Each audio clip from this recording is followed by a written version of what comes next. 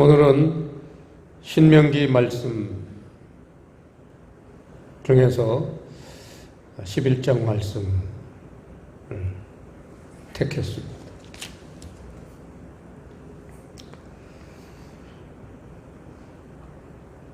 오늘 본문 속에는 위대한 단어 하나가 나옵니다. 그게 8절에 있는 명령이라는 단어입니다. 이 명령이라는 말씀은 성경의 대주제입니다. 그러므로 너희는 내가 오늘날 너에게 명하는 모든 명령을 지키라. 이게 성경이 우리에게 주시는 말씀입니다. 여기서 명령이라고 번역이 되어 있는 단어가 칠판에 미츠바라는 단어입니다. 대표적인 뜻이 네 가지가 있는데 명령, 가르침, 교훈, 훈계. 이 중에서 이 교훈이라는 단어, 이 교훈이라는 뜻이 이 명령이 나타내는 가장 깊은 뜻일 것 같습니다. 그래서 이 모든 명령을 지키면 너희가 강성할 것이요. 이 강성하다는 것은 강해진다 그런 뜻입니다. 강해지다. 강해지고 땅을 얻고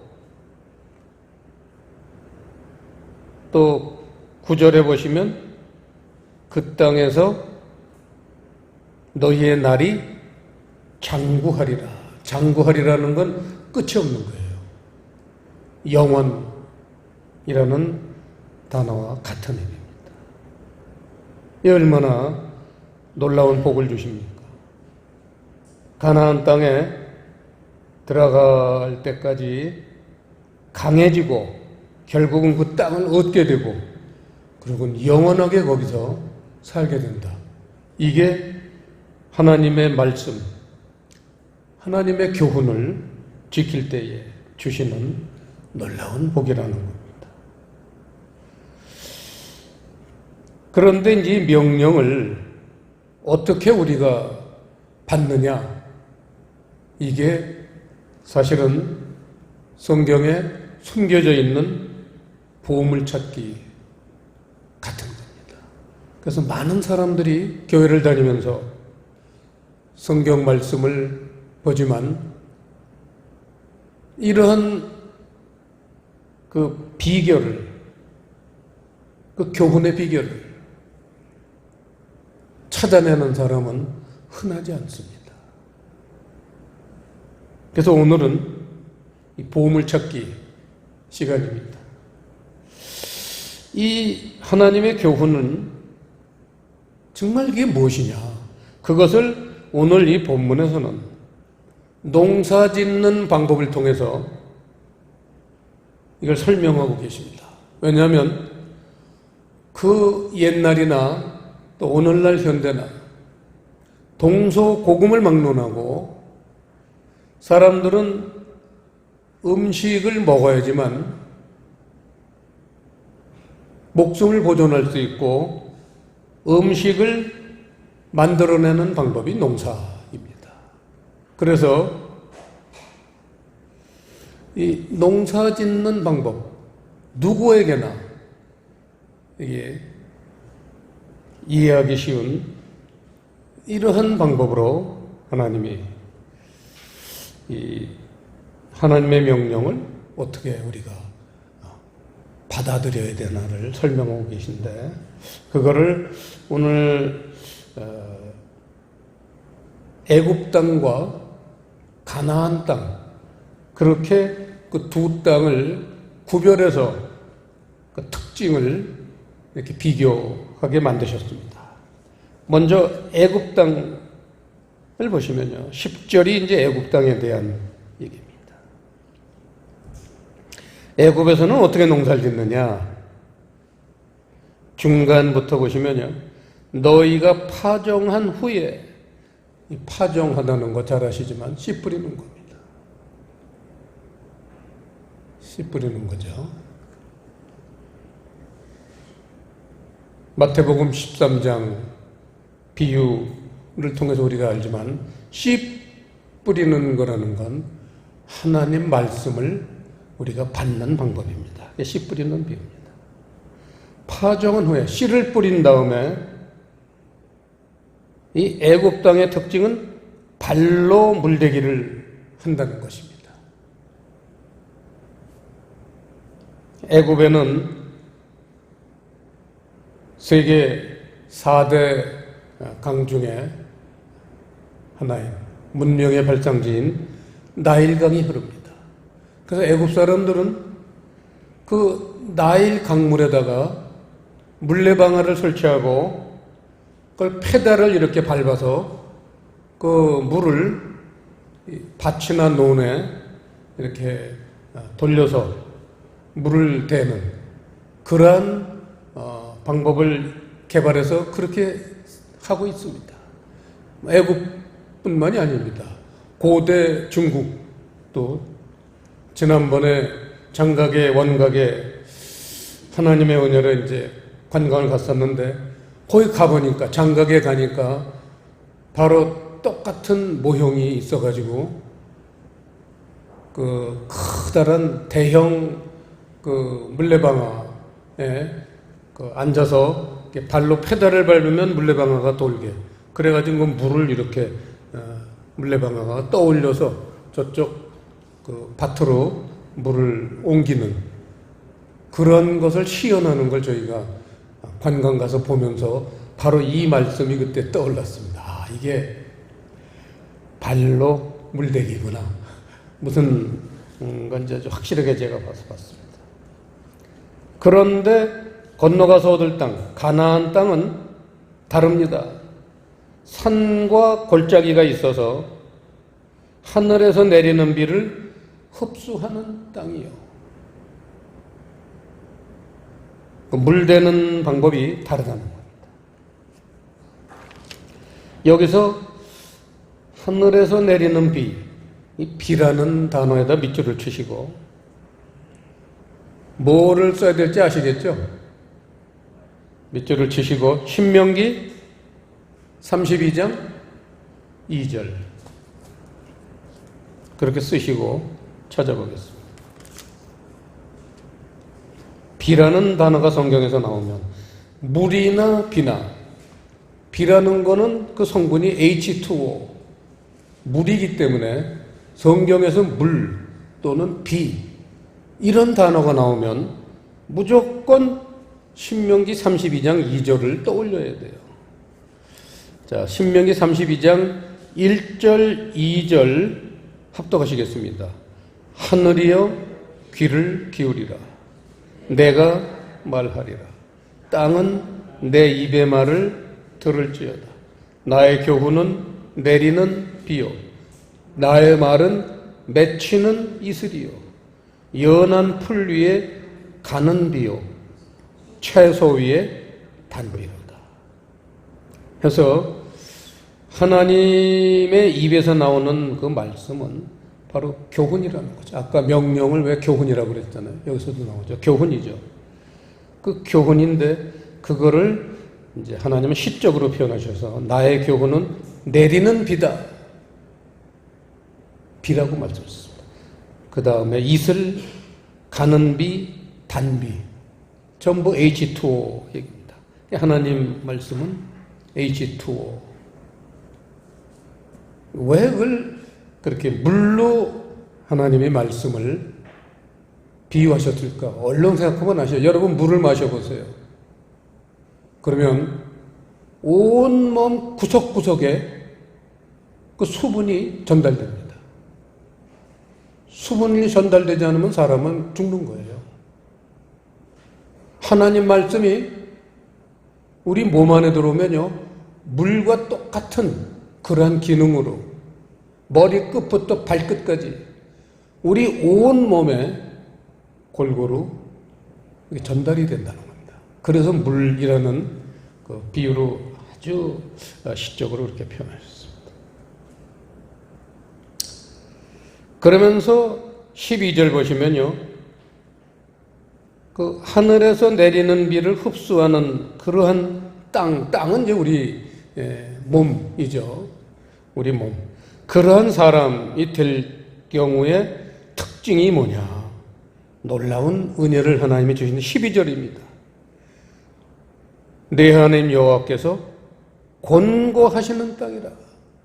권고하다라는 단어는 칠판에 다라시, 이 얼마나 놀라운 단어인지 자다가도 눈물을 흘리면서 감사를 해야 될 단어입니다. 다라시라는 것은 돌보다.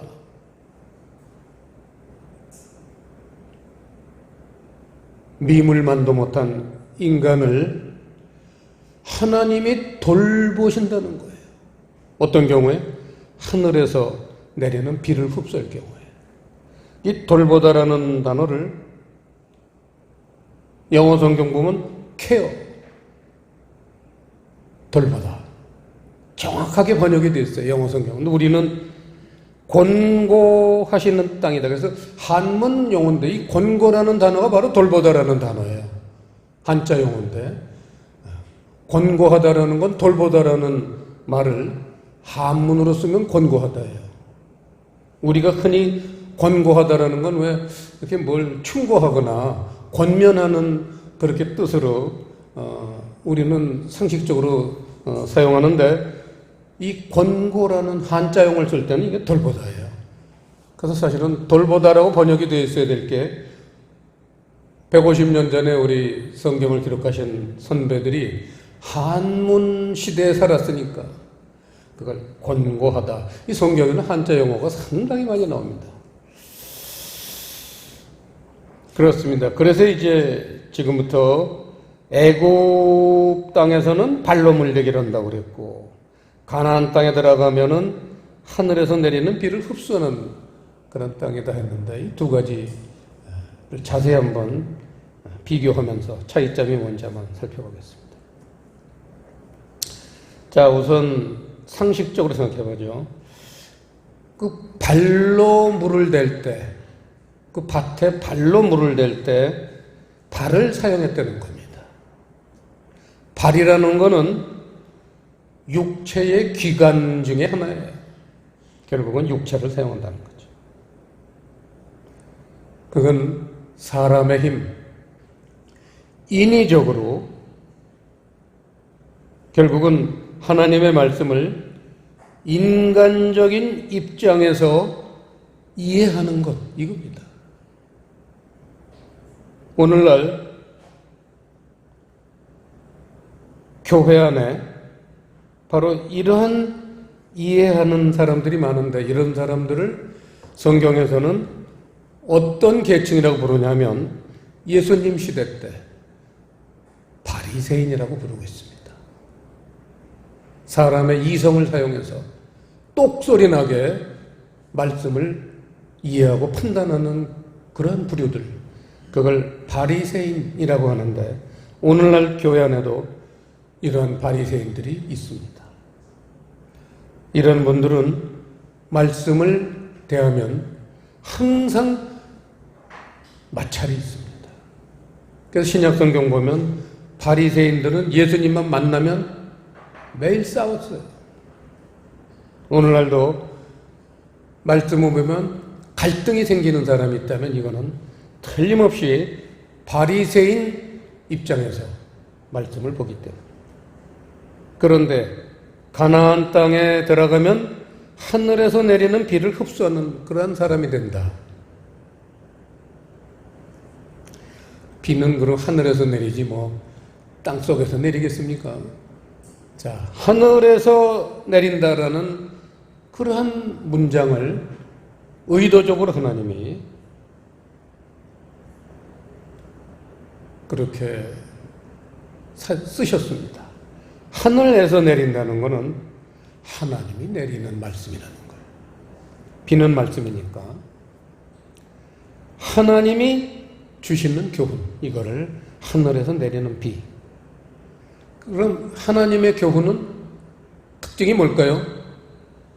영적이죠. 아까 바리새인들은 인간적으로 말씀을 이해했어요. 하지만 하늘에서 내리는 비라는 것은 영적으로 하나님 말씀을 이해를 한다는 거예요. 그래서 그 하늘에서 주시는 말씀은 우리 몸의 어떤 부분에서 그렇게 영적으로 받아들이느냐, 그거를 산과 골짜기다 그랬어요. 여기에 놀라운 하나님의 시적이고 은유적인 표현이 있는 겁니다. 우리 몸에는 산이라고 하나님이 표현하시는 부분이 있고 골짜기라고 표현하는 부분이 있어요. 사람마다 누구나 산과 골짜기가 있습니다. 그런데 발을 사용하는 사람이 많다고 합니다. 하나님 말씀을 발을 사용해서 받아들이느냐, 산과 골짜기를 통해서 받아들이느냐, 사람은 그렇게 두 가지 중에 하나로 분리가 됩니다. 그런데 이 하늘에서 내리는 비를 좀 더 구체적으로 설명하시기 위해서 14절에 보시면요, 이른 비, 늦은 비, 이렇게 그 비를 두 가지로 분류를 하셨습니다. 그리고는 14절에 보시면 그 비가 내려서 이제 농사를 지어서 그렇게 추수를 하게 만드시는데 거기 곡식과 포도주와 기름 이렇게 농사 짓는 농산물이 설명이 되고 있습니다. 거기 보시면요, 이른 비는 곡식과 포도주, 거기다가 연결을 했어요. 이른 비가 내리는 하나님의 목표는 곡식과 포도주를 절실하게 하게 합니다. 그 다음에 늦은 비라는 것은 기름이에요. 이런 게 이제 영적인 이해입니다. 그래서 이걸 이제 자세히 잠깐 살펴보시면요, 이거는 바로 교훈을 주시는 목적입니다. 하나님이 명령을 하시는 목적이에요. 포도주에다 밑줄을 치시고 야고보서 3장 13절에서 18절, 이 포도주는 산을 통해서 주신다. 산이 뭐냐? 산. 야고보서 3장 보시겠습니다. 3장 13절부터 보시면요, 너희 중에 지혜와 총명이 있는 자가 누구뇨? 그는 선행으로 말미암아 지혜의 온유함으로 그 행함을 보일지니라. 그러나 너희 마음속에 독한 시기와 다툼이 있으면 자랑하지 말라. 진리를 거스려 거짓하지 말라. 이러한 지혜는 위로부터 내려오는 것이 아니요 세상적이요 정욕적이요 마귀적이니 시기와 다툼이 있는 곳에는 요란과 모든 악한 일이 있음이니라. 이 바로 13절에서 16절까지 내용은 땅이죠. 땅에서부터 발로 물대게 하는 거죠. 그러니까 땅에서부터 오는 농사를 짓는 사람의 결과물이라는 겁니다. 그런데 17절 보시면요, 오직 위로부터 난 지혜는 하늘로부터 내리는 비를 받는 사람이라는 얘기죠. 오직 위로부터 난 지혜는, 그래서 산이라는 것은 지혜예요. 그러니까 우리의 사고입니다. 하나님이 우리의 사고에 말씀을 주시는 거, 이걸 산이라고 그랬어요. 하늘에서 내리는 비를 받는 기관이 사람 몸에 둘이 있는데 하나가 산이다. 그 산이 바로 사고, 우리 생각의 세계라는 거예요. 우리 생각의 세계에 뭐가 있냐면 지혜가 그 속에 들어있어요. 생각의 그 틀 속에는 지혜가 들어있는데 하나님은 그 지혜에다가 말씀을 주시는 거예요. 근데 땅에 있는 사람들은 땅에 있는 생각, 거기에도 지혜가 있어요. 아까 봤잖아요. 그래서 그건 땅에 있는 지혜에다가 그 말씀이 접목되기 때문에 영적이질 못하고 땅적인, 아까 나왔죠? 세상적이요, 정욕적이요, 마귀적이다. 엄청난 차이가 있는 겁니다. 근데 우리가 교회 다니면서 그동안 땅의 지혜로 하나님 말씀을 받지 언제 위로부터 난 지혜로 말씀을 보기 시작한 적이 언제인지 모르시죠? 그리고 아직 거기까지 도달하지 못한 사람이 적지 않을 겁니다. 오늘 이 말씀을 보고 찔려야 돼요. 그래서 17절 오직 위로부터 난 지혜는 첫째 성결하고 다음에 화평하고 관용하고 양순하며 긍휼과 선한 열매가 가득하고 편벽과 거짓이 없나니 화평케 하는 자들은 화평으로 심어 의의 열매를 거두느니라. 과연 내가 얼마나 위로부터 하나님 말씀을 받는지, 이러한 결과물들이 있는지 생각을 해보시면, 아, 내가 지금 어디쯤 지금 내가 받고 있다, 어디쯤 내가 그런 위로부터 주시는 지혜를 내가 성취하고 있느냐, 스스로 알 수 있습니다. 자기 자신을 속일 수 없습니다. 아, 내가 아직도 초짜구나. 바리새인 신세를 겨우 면한 상태구나. 이걸 읽을 때 알아야 돼요. 내 지혜의 관용. 첫째가 성결이죠. 항상 성결입니다. 하나님이 주시는 지혜는 깨끗해요. 성결. 그리고 그 안에 있는 여러 덕목 중에 대표적인 걸 관용이라고 할 수 있습니다. 관용. 내가 그렇게 이해심이 넓어졌느냐 이거예요. 이해하고 받아들이고 용서하고 심지어 희생까지 할 수 있는 그러한 정신적인 자세가 이루어져 있느냐, 이거를 관용. 이게 하나님이 주시는 지혜라는 거예요. 말씀 속에는 그 지혜가 있다는 거예요. 우리가 관용하게 되는 지혜를 하나님이 말씀을 통해서 주신다는 거예요. 이게 산을 통해서 하나님이 주시는 은혜고, 그걸 하늘의 지혜다 그랬습니다. 그래서 우리가 지금 야고보 3장 쭉 갔지만 그 하나하나가 우리 그 말씀이 우리 세포 하나하나에, 우리의 사고방식 하나하나에 영향을 입히시고 계신다는 거예요. 그걸 내가 과연 받아들이고 있는가? 애굽 땅의 사고방식을 버렸는가? 항상 우리는 하나님 걸 받을 때에는 첫째 성결하고, 왜 첫째가 성결하고냐면 여러분 아시잖아요. 성결하다는 거는 애굽 거 버리라는 거예요. 애굽 건 더럽습니다. 악하고 추한 건 전부 애굽에 있어요. 그래서 애굽을 벗어나는 거를 십자가라고 그랬어요. 지난주 설교도 했지만 계시록 11장에 보면 예수님이 십자가에 달리신 장소가 어디다? 애굽이다 그랬어요. 영적으로 하면 애굽이다. 그 영적이라는 단어를 일부러 하나님이 넣으셨어요. 하나님이 착각하시는 거로 이 똑똑이들이, 자기 똑똑이들이 또 하나님을 시비 걸까봐 예수님이 십자가에 못 박히신 곳은 영적으로 하면 애굽이다. 그게 무슨 얘기예요? 우리가 못 박아야 할 곳은 애굽이라는 거예요. 실제로는 골고다 언덕에서 못을 박히셨지만 영적으로는 그곳이 애굽. 왜냐하면 애굽에 있는 걸 다 못을 박아야 되는 것, 그게 성결해지는 거예요. 깨끗해지는 거예요. 그리스도인 중에 과연 얼마나 깨끗한 그런 생각으로 사는 사람들이 있겠는가? 이 부분을 우리가 깊이 생각해 봐야 됩니다. 욕심이라든지 이기주의라든지 자기만 바치는 이 모든 것들이 애국 속성이에요. 이거를 십자가에 못 박아야지만 성결해지는 거예요.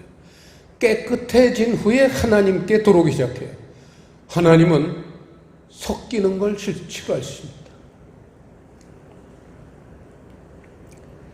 자, 오늘 말씀의 이제 결론입니다. 자, 말씀을 통해서 뭐가 결정돼요? 지금까지 설교 잘 생각해 보세요. 말씀을 통해서 뭐가 결정이 돼요? 성품이 결정되는 거예요. 우리가 말씀을 받아들인다는 건 애굽 성품에서 하늘 성품으로 바뀌고 있는 거예요. 성품이 달라지는 거예요. 말씀이라는 건. 누가 신령한 사람이에요? 기도 많이 하는 사람입니까? 성경을 백독하는 사람입니까? 그런 거는 전부 원인 제공을 할 뿐이지 결정적인 목표는 그래서 성품이 바뀌었느냐. 하나님 성품으로 바뀌는 거냐? 이겁니다. 여러분, 아까 기름, 포도주만 아까 잠깐 봤는데 기름이라는 거는 바로 거기다 밑줄을 치시고